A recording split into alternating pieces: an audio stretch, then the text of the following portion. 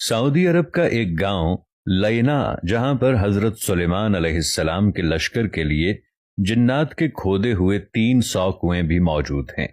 ان میں سے بیشتر اگرچہ ناکارہ ہو چکے ہیں، مگر 20 کنووں سے اب بھی لوگ میٹھا پانی حاصل کرتے ہیں۔ جنات نے یہ کنویں زمین کی بجائے سخت ترین چٹانوں کو توڑ کر بنائے تھے، جس پر اب بھی ماہرین حیران ہیں۔ ان عجائبات کو دیکھنے کے لیے دور دور سے سیاح اس علاقے کا رخ کرتے ہیں۔ العربیہ کی رپورٹ کے مطابق سعودی عرب کا یہ تاریخی گاؤں لینا مملکت کے شمالی شہر رفح سے 100 کلومیٹر کے فاصلے پر واقع ہے۔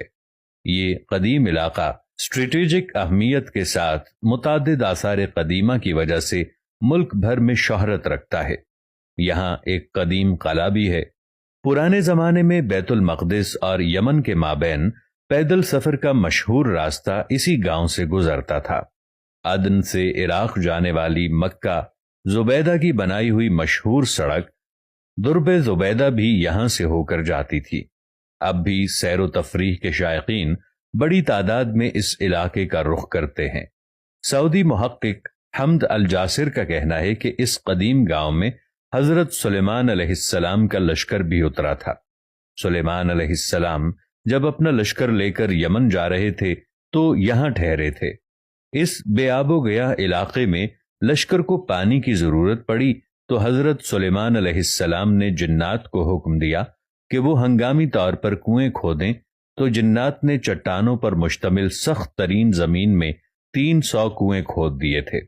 یہ انتہائی گہرے کنویں اب بھی اصلی حالت میں موجود ہیں، جنہیں زمین پر اب بھی اپنا وجود رکھنے والا معجزہ قرار دیا جاتا ہے۔ جنات نے چٹانوں کو کاٹنے کے لیے ڈرل مشین کی طرح کوئی آلہ استعمال کیا تھا، جس کے نشانات اب بھی کنووں کے چاروں اطراف واضح طور پر دیکھے جا سکتے ہیں۔ ماہرین اس پر تحقیق کر رہے ہیں کہ جنات نے آخر کس طرح ان سخت ترین چٹانوں کو 60 سے 80 میٹر گہرائی تک کاٹ دیا تھا، اور انہوں نے کون سے علاقے کی مدد سے ایسا کام کیا تھا۔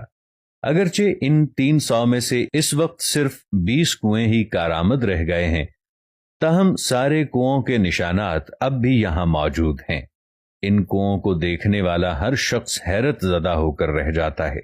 تاریخی روایات کے مطابق جب حضرت سلیمان علیہ السلام اپنے لاؤ لشکر سمیت یمن جا رہے تھے تو وہ یہاں دوپہر کے کھانے کے لیے اترے تھے۔ لشکر میں جنات کی فوج بھی شامل تھی۔ جب لوگ پیاسے ہوئے تو حضرت سلیمان علیہ السلام نے جنات کی فوج کے کمانڈر سبتر کی طرف دیکھا تو وہ ہنس رہا تھا۔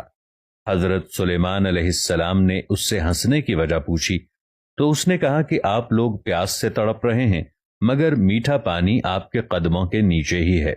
حضرت سلیمان علیہ السلام نے سبتر کو پانی نکالنے کا حکم دیا تو تھوڑی دیر میں اس نے اپنی فوج کی مدد سے 300 کنویں کھود دیے اور سیدنا سلیمان علیہ السلام کا پورا لشکر سیراب ہو گیا۔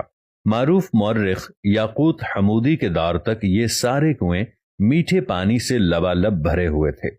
یاقوت حمودی نے اپنی کتاب معجم البلدان میں لکھا ہے کہ لینا عراق کے شہر واسطہ سے مکہ مکرمہ جاتے ہوئے 7ویں منزل پر آتا ہے۔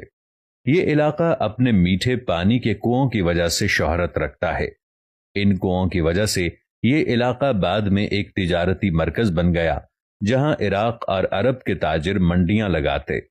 نجد سمیت سعودی عرب کے شمالی علاقوں کے لوگ یہاں آ کر خریداری کرتے۔ تاجر اپنا سامان تجارت یہیں اگلے سیزن تک محفوظ کیے پہاڑوں پر بنے بڑے بڑے گوداموں میں رکھتے، جنہیں سیابیت کہا جاتا تھا۔ یہ گودام اب بھی وہاں موجود ہیں۔ علاوہ ازیں یہ علاقہ مختلف آثار قدیمہ کی وجہ سے بھی شہرت رکھتا ہے۔ سعودی حکومت نے یہاں ایک شاہی قلعہ بھی تعمیر کرایا۔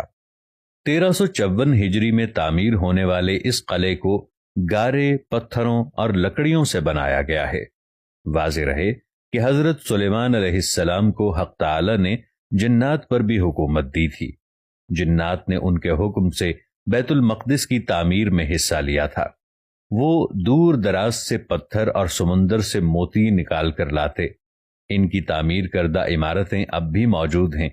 اس کے علاوہ بھی حضرت سلیمان علیہ السلام جنات سے بہت کام لیتے تھے، جس کا ذکر قرآن کریم میں واضح طور پر کیا گیا ہے۔